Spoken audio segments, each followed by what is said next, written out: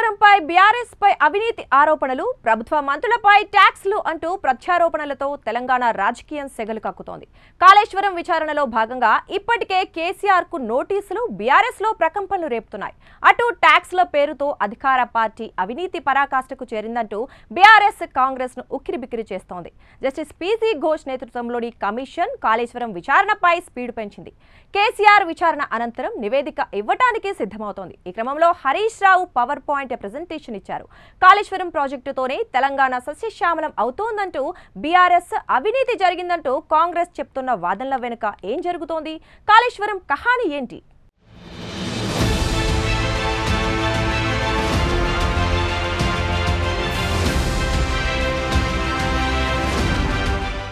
Tax tax tax తెలంగాణలో నిత్యం వినిపిస్తోన్న మాటలివి.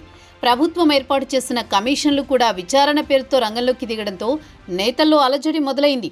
విద్యుత్ ఒప్పందాలు, కాళేశ్వరం ప్రాజెక్టులో అక్రమాలపై విచారణలో కమిషన్లు స్పీడ్ పెంచాయి. విద్యుత్ ఒప్పందాల విషయంలో విచారణలో వేగం పెంచిన ఎల్ నరసింహారెడ్డి కమిషన్ మాజీ సీఎం కేసీఆర్ వివరణ కోరుతూ నోటీసులు ఇచ్చింది. కాళేశ్వరంపై విచారణకు కేసీఆర్ రాబోతున్న నేపథ్యంలో పాలిటిక్స్ హైటెక్కాయి. మరోవైపు అవినీతికి తెరలేపారంటూ కాంగ్రెస్ మంత్రులను బీఆర్ఎస్ నేతలు టార్గెట్ చేశారు.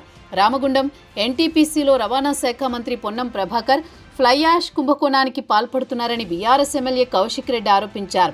పత్తి విత్తనాల విషయంలో అక్రమాలు జరుగుతున్నాయంటూ మాజీ మంత్రి జగదీష్ రెడ్డి సెన్సేషనల్ కామెంట్స్ చేశారు. మంత్రి ఉత్తమ్ కుమార్ రెడ్డి ధాన్యం కొనుగోళ్లలో కుంభకోణానికి పాల్పడ్డారని ఆరోపణలు వినిపిస్తున్నాయి. పవర్లో ఉన్న తమపైనే ఆరోపణలు చేస్తారా? మీరు చేసిన అక్రమాలపై మిమ్మల్ని వదలమంటోంది అధికార పక్షం. అందుకు సంబంధించి కాళేశ్వరం అంశాన్ని ప్రధానంగా చూపిస్తున్నాయి.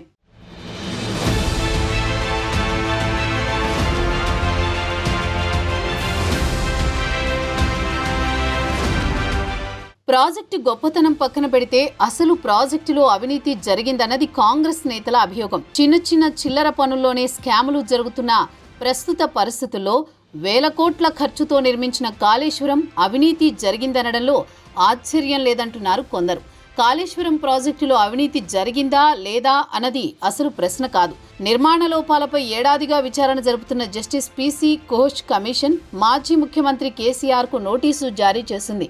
ఈ పిలుపు సహజంగానే రాజకీయ వర్గాల్లో ప్రధాన చర్చగా మారింది. ఈ క్రమంలో మొదట అప్పటి ఆర్థిక మంత్రి, ప్రస్తుత బీజేపీ ఎంపీ ఈటెల రాజేందర్ విచారణకు హాజరయ్యారు. కాళేశ్వరం ప్రాజెక్టు సమాచారమంతా మాజీ ముఖ్యమంత్రి కేసీఆర్, మాజీ మంత్రి హరీష్ రావు వద్దే ఉందని వెల్లడించారు. కాళేశ్వరం కమిషన్ ముందు విచారణకు హాజరైన ఈటెలను సుమారు 20 నిమిషాల పాటు వివిధ అంశాలపై జస్టిస్ పీసీ ఘోష్ కమిషన్ ప్రశ్నించింది. నీటి లభ్యతను దృష్టిలో ఉంచుకునే ప్రాజెక్టును తుమ్మిడిహెట్టి నుంచి మేడిగడ్డకు మార్చాల్సి వచ్చిందని, ఆనకట్టల నిర్మాణం సాంకేతిక నిపుణులకు సంబంధించిన అంశమని ఈటెల వివరించారు. సాంకేతిక కమిటీ, కేబినెట్ కమిటీ సిఫార్సు మేరకే మంత్రిమండలి నిర్ణయం తీసుకుందని తెలిపారు. కార్పొరేషన్ ఏర్పాటుపై ప్రశ్నించగా నిధుల కొరత దృష్ట్యా కాళేశ్వరం కార్పొరేషన్ ఏర్పాటు చేసినట్లు చెప్పారు. పారిశ్రామిక, తాగునీటి వినియోగంపై డబ్బు వసూలు చేయాలని డిపిఆర్లో ఉందని, అయితే నగదు వసూలు చేయలేదని ఈటెల కమిషన్కు వివరించారు. కాళేశ్వరం అంశాన్ని రాజకీయ ప్రయోజనాలకు వాడుకోవద్దని, కాళేశ్వరం నష్టాలకు కారణమైన వారిపై చర్య తీసుకోవాలి, వారిని కఠినంగా శిక్షించాలి. కాళేశ్వరం నా మానస పుత్రిక అని కేసీఆర్ 100 సార్లు చెప్పారు. తుమ్మిడిహట్టి వద్ద ప్రాజెక్టు కట్టాలని కేసీఆరే నిర్ణయించారు. కాంగ్రెస్ ప్రభుత్వం అన్ని రిపోర్టులు బయటపెట్టాలి, అప్పుడు తప్పు ఒప్పులు ఎవరివో తెలంగాణ ప్రజలు తెలుస్తారన్నారు ఈటెల. కాళేశ్వరం వ్యవహారంలో తన పాత్రేమీ లేదని ఈటెల పేర్కొన్నారు. ప్రాజెక్టు రీడిజైనింగ్ కోసం ఏర్పాటు చేసిన కేబినెట్ సబ్ కమిటీకి హరీష్ రావు చైర్మన్గా ఉన్నారని వివరించారు. 63,000 కోట్లతో మొదట కాళేశ్వరం ప్రాజెక్టు ప్రతిపాదన చేశారని, తర్వాత దానిని 82,000 కోట్లకు పెంచారన్నారు.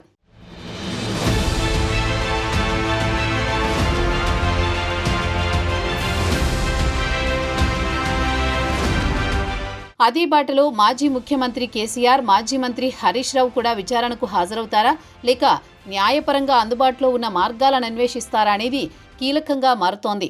తాజా పవర్ పాయింట్ ప్రెజెంటేషన్లో కాళేశ్వరం అంటే 3 బ్యారేజీలు, 15 రిజర్వాయర్లు, 19 సబ్స్టేషన్లు, 21 పంప్ హౌసులు, 203 కిలోమీటర్ల సొరంగాలు అని హరీష్ రావు తెలిపారు. కాళేశ్వరం అంటే 1.531 కిలోమీటర్లు గ్రావిటీ కాలువలు, 98 కిలోమీటర్ల ప్రెజర్ మెయిన్స్, 141 టీఎంసీల స్టోరేజ్ కెపాసిటీ, 530 మీటర్ల ఎత్తిపోతలు అని వివరించారు. కాళేశ్వరం ద్వారా 240 టీఎంసీల వినియోగం జరుగుతోందని స్పష్టం చేశారు. మేడిగడ్డలో 2 పిల్లర్లు మాత్రమే కుంగాయని, బీఆర్ఎస్పై బురద జల్లేందుకే మేడిగడ్డకు రిపేర్లు చేయడం లేదని ఆరోపించారు. గతంలో ప్రాజెక్టుల ద్వారా చెరువులు నింపే పరిస్థితి లేదని, బీఆర్ఎస్ ప్రభుత్వం వచ్చాక 2300 చెరువులను నీటితో నింపారని హరీష్ రావు గుర్తు చేశారు. నీళ్ల విషయంలో కాంగ్రెస్ దుష్ప్రచారం చేస్తోందని ధ్వజమెత్తారు.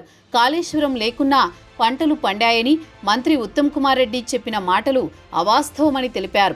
కేసీఆర్ను బదనాం చేయడానికే కాంగ్రెస్, బీజేపీ కుమ్మక్కయ్యాయని విమర్శలు చేశారు. కాళేశ్వరం ద్వారా 20,33,578 ఎకరాలకు సాగునీరు అందిందని హరీష్ రావు వెల్లడించారు. కాళేశ్వరం నీరు ద్వారా పంటలను కాపాడింది మాజీ సీఎం కేసీఆరే అని ఉద్ఘాటించారు.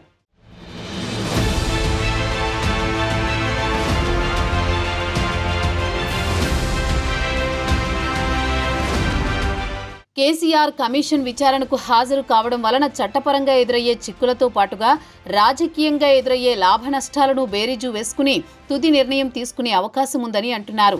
కేసీఆర్ విచారణకు హాజరైనా కాకున్నా కమిషన్ ఇచ్చే నివేదికలో మార్పేమీ ఉండదు.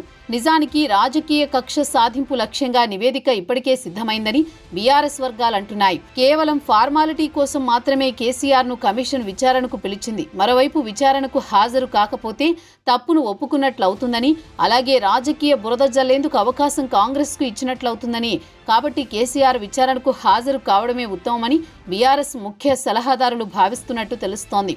ఇప్పటికే మంత్రి శ్రీధర్ బాబు తప్పు చేయకపోతే విచారణకు హాజరయ్యేందుకు భయం ఎందుకని ప్రశ్నించారు. గతంలో ఫార్ములా ఈ కార్ రేసులో కేటీఆర్, ఏసీబీ విచారణకు హాజరయ్యారు.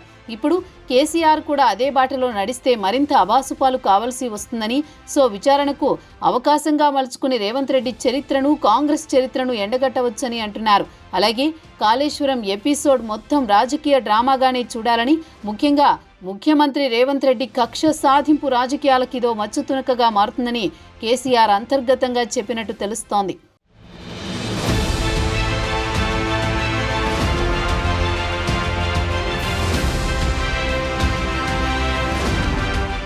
కొంత స్తబ్దుగా ఉన్న పార్టీ క్యాడర్లో సెంటిమెంట్ రగిల్చేందుకు ఇదొక అస్త్రంగా పనిచేస్తోందని రాజకీయ విశ్లేషకులు పేర్కొంటున్నారు. గత అసెంబ్లీ ఎన్నికల్లో బీఆర్ఎస్ ఓడిపోయిన కేసీఆర్ పట్ల ప్రజల్లో అటు పార్టీ క్యాడర్లో అంతగా వ్యతిరేకత లేదంటున్నారు. కాళేశ్వరం ప్రాజెక్టులో అవినీతి జరిగిన తెలంగాణ ఉద్యమానికి మూలాధారమైన నీళ్లు, నియామకాలు, నిధుల్లో మొదటిదైన నీళ్ల విషయంలో కేసీఆర్ ప్రాజెక్టుల నిర్మాణంతో పాస్ మార్కులు కాదు ఫస్ట్ క్లాస్ మార్కులే తెచ్చుకుందని రాజకీయ పరిశీలకులు అంటున్నారు. తెలంగాణలో ఇప్పుడు అవినీతి ఆరోపణల చుట్టూ రాజకీయాలు తిరుగుతున్నాయి. మరి ఇందులో నిజాలేంటి, రాజకీయ ఆరోపణలేంటి తేల్చాల్సింది ఏజెన్సీలే, నిజాయితీ నిరూపించుకోవాల్సింది నాయకులే. ఇది ఇవాల్టి బర్నింగ్ ఇష్యూ. నమస్తే.